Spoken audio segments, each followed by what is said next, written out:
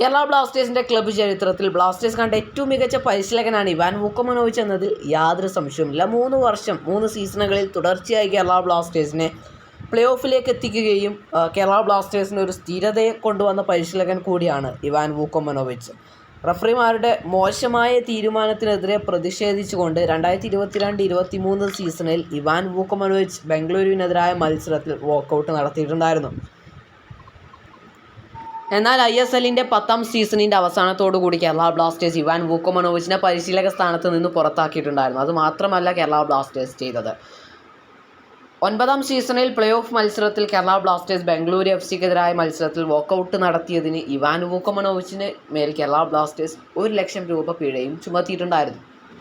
എന്നാൽ 2 വർഷങ്ങൾക്ക് മുൻപ് കേരള ബ്ലാസ്റ്റേഴ്സ് ഫൈനലിലെത്തിയ സീസണിൽ ബ്ലാസ്റ്റേഴ്സിനെ ഫൈനലിലെത്തിക്കുന്നതിൽ നിർണായക പങ്കുവഹിച്ച സൂപ്പർ താരമായിരുന്നു ഹോർഗെ പെരേര ഡിയാസ്. എന്നാൽ ആ സീസണിൻ്റെ അവസാനത്തോടെ അദ്ദേഹം ക്ലബ്ബ് വിടുകയും അതിനുശേഷം കേരള ബ്ലാസ്റ്റേഴ്സിനെ ചില സമയങ്ങളിൽ കളിയാക്കുകയും ചെയ്തിട്ടുണ്ടായിരുന്നു. ഇതോടുകൂടി കേരള ബ്ലാസ്റ്റേഴ്സ് ആരാധകരെല്ലാം വലിയ തരത്തിൽ വിമർശനവുമായി രംഗത്തെത്തിയിട്ടുണ്ടായിരുന്നു. ഹോർഗെ പെരേര ഡിയാസിനെതിരെ വിമർശനവുമായി രംഗത്തെത്തിയിട്ടുണ്ടായിരുന്നു. എന്നാൽ അന്ന് അദ്ദേഹം പറഞ്ഞിട്ടുണ്ടായിരുന്നത് തനിക്ക് ബ്ലാസ്റ്റേഴ്സ് വിടാൻ ഒട്ടും താല്പര്യമുണ്ടായിരുന്നില്ല എന്നും, എന്നാൽ കേരള ബ്ലാസ്റ്റേഴ്സ് തന്നെ അറിഞ്ഞുകൊണ്ട് പുറത്താക്കിയതാണ് എന്നും, അതുകൊണ്ട് തന്നെയാണ് ബ്ലാസ്റ്റേഴ്സിനെ പരിഹസിച്ചത് എന്നുമായിരുന്നു ഹോർഗെ പെരേര ഡിയാസ് പറഞ്ഞിട്ടുണ്ടായിരുന്നത്.